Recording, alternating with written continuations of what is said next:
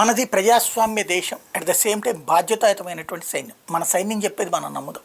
పాకిస్తాన్ సైన్యం చెప్పేదో, లేకపోతే పాకిస్తాన్ సైన్యం మాతో చెప్పిందని చెప్పేవాళ్ళు, లేదా పాకిస్తాన్ ప్రేమతో ఉండేటటువంటి వాళ్ళు, లేదా మోడీ మీద ద్వేషాన్ని దేశం మీద ద్వేషంగా మార్చుకున్నటువంటి వాళ్ళు, లేదా తమ మేధావులను నిరూపించుకునేటటువంటి వాళ్ళ కోసం మనమేం మారాల్సిన పని లేదు.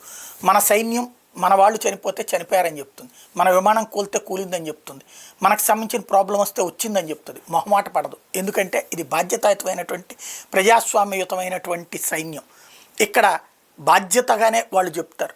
ఇక్కడ నిన్న ముగ్గురు కలిసి ప్రెస్ కాన్ఫరెన్సులు పెట్టారు అంటే దాని వెనకాల ఉన్నటువంటిది నిజాయితీగా నిర్భయంగా చెప్పడానికి.